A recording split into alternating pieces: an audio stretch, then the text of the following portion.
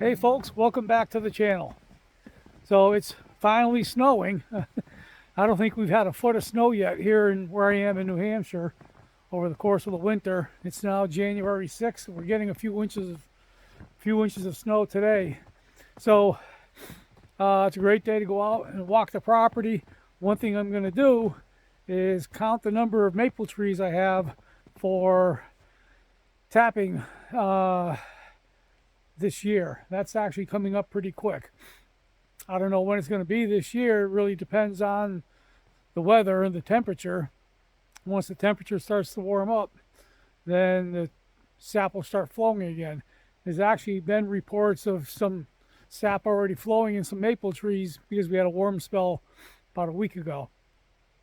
But usually it's in March. It might be early or late February this year. All depends on the weather. But I'm ready to go. I've got my buckets all stacked up and cleaned and ready to go. But I did expand the number of trees this year that I'm going to tap. I went around with my grandson a couple of months back and sprayed a little dot on each one with some spray paint so I can remember which ones I want to tap. So I'll show you what I did. And I'll count the number of trees that I'm tapping this year because I may need more buckets, more spiles, taps, and I'll even tell you what I might be doing to even make things easier for me. So I'll turn this around and I'll show you some of the trees that I'm tapping. I do have a double tree there that I can tap, and then the rest of them are right along the wood line or in the woods a little bit. So I'll walk over here and show you some of these. I can also see, while we're on the topic of tapping trees, you can see some birch trees here, these white trees. So I might even tap some of my birch trees because I've got quite a few birch trees. So I might tap some of those this year and make some products out of the birch sap, birch beer and whatnot. So, but hidden here behind this evergreen is a maple tree. I think this is one that I was going to tap. And it should be a little spot of red paint on here. Thought there was. I don't see one.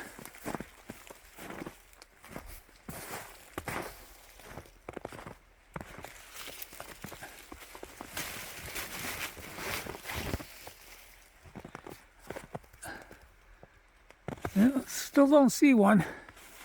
But I thought I marked this tree for tapping. Oh.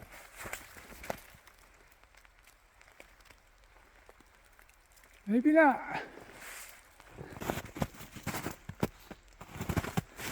Oh, here's one right there.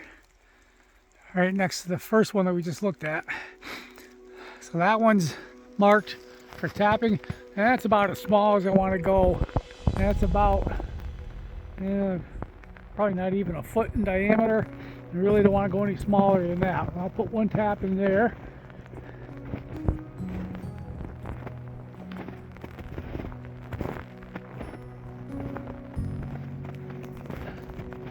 And there's a good sized birch tree that I can tap.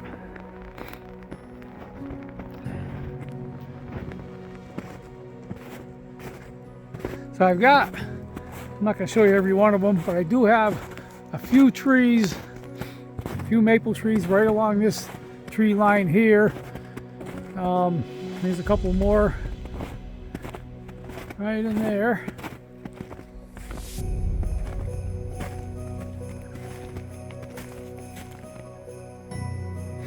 So I got to keep track. I got 1, 2, 3, 4 so far.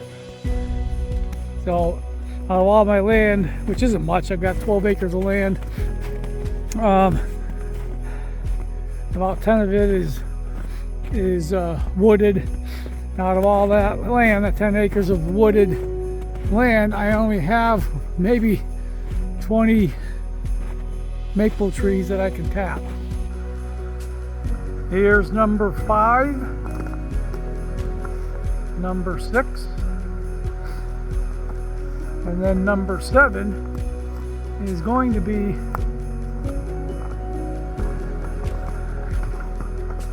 that one right there. That's number 7. Oh, now I got one more over here. I've got 8 total.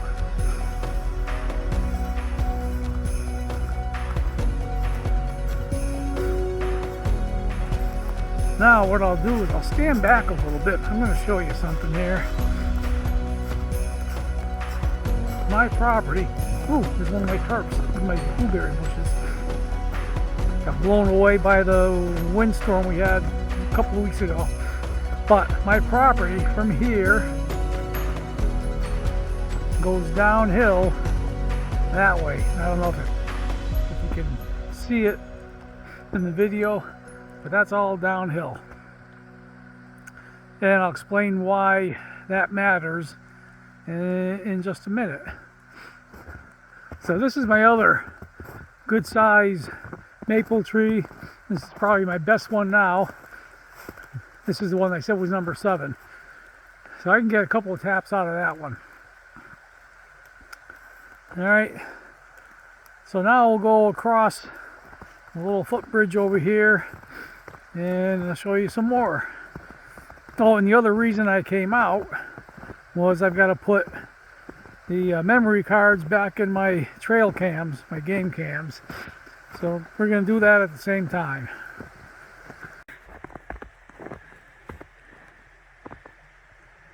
And I do have, in this area, here's the camera there, I do have a few more birch trees in here that I can tap. There's one there, another one right behind it, right over there. And now this is where I'm going to get into why the topography of the land is important. So I've got another tree here. I can probably put 2 taps in that one. And when you tap these, you should do it, you know, I go about 4 feet up, which is about where that dot is. I go about 4 feet up. It should be 3 or 4 feet. I go 4 feet because most winters, I doubt it'll happen this year, but most winters the snow is going to be that deep. So I want to have the tap up above the snow. So that's number, what, 11, that's 12. There's 2 here, 13 and 14. I thought there was another one right around here somewhere. Yep.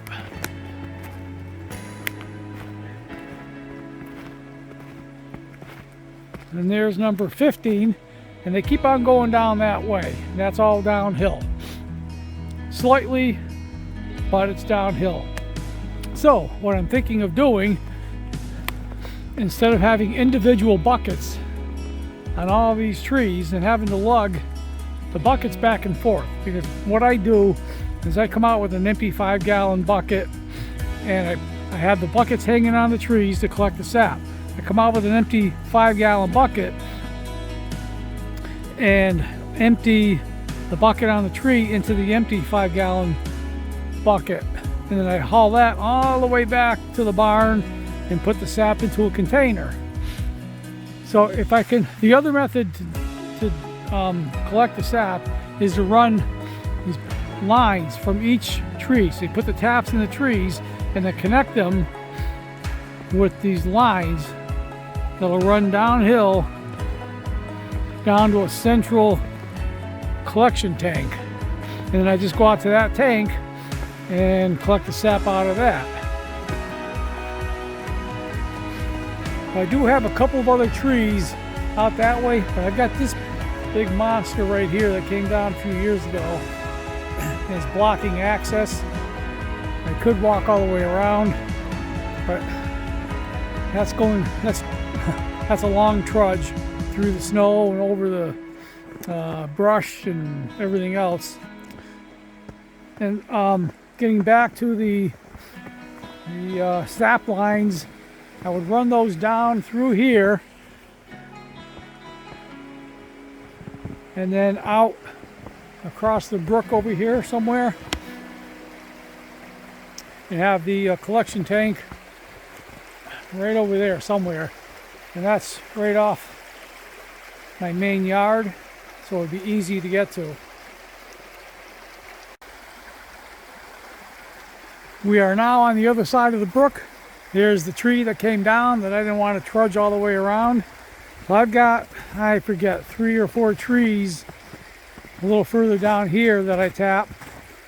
So my thought is to put the collection tank right in here somewhere, and it's that, or run a line all the way down to these other trees, but that's quite a distance.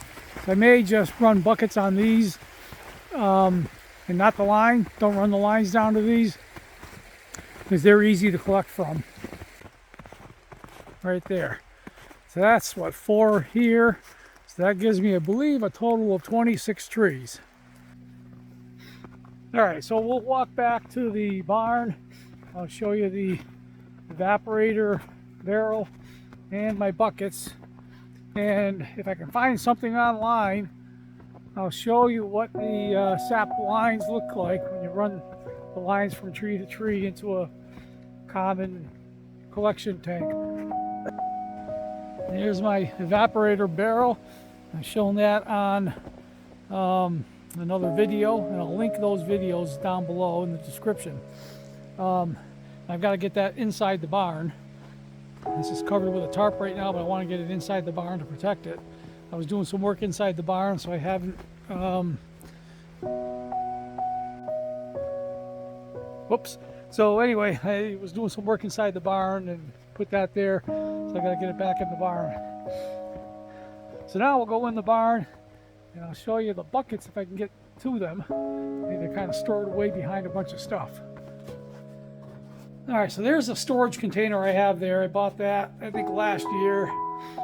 So I can pour, after I collect the sap, I can pour it into that container.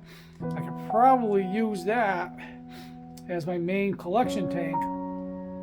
Or maybe you buy another one about the same size. But either way, I want to have a storage tank about that size, a collection container about that size, that I can run the lines into. And then I'll just, it's small enough where I can haul it, move it easily, and then throw it onto something and bring it back here to the barn and empty it into another container. These are storage, 5-gallon storage drums. So I've been storing, before I had that, I was storing the sap in these buckets. So I would take one of these buckets, go out to the trees, and these blue buckets here are the trees I put, the buckets I put on the trees when I'm tapping them. So these collect the sap off the tree, and then I empty these buckets into these here, and then I walk back to the barn with these. I either store the sap in these until I boil it, or I can put it into that container and then just pour from that into the pans for the evaporator stove. So after the sap is boiled down, so I've collected the sap from the trees, I've brought it here, I've stored it, I've boiled it in the evaporator. Once it's boiled down, then I pour it into the glass jars here. I fill up a whole bunch of glass jars. So I want to check the amber, check a bunch of stuff to make sure that there's not a lot of debris in the syrup. So I pour it into the glass jars first, do a quick inspection of the syrup, and then I pour it into the permanent containers. So everything I just showed you was really the easiest part of the whole process of making maple syrup. The tough part, other than trudging around through the snow, the tough part is actually boiling the sap down, because it's a 40-to-1 ratio. So if you have 40 gallons of sap, that'll boil down to 1 gallon of syrup. So it's a long process, just constantly boiling and boiling and boiling. So it'll take me all weekend to boil down what I get. I'll probably get, I don't know, 50 or 60 gallons, maybe a little more. So it's going to take me all weekend to boil that down to get probably a couple of gallons of syrup. So I appreciate you watching. If it's your first time here, thanks for stopping by. Make sure you hit that like and subscribe button. Please leave a comment, and we'll see you in the next video. Thanks again.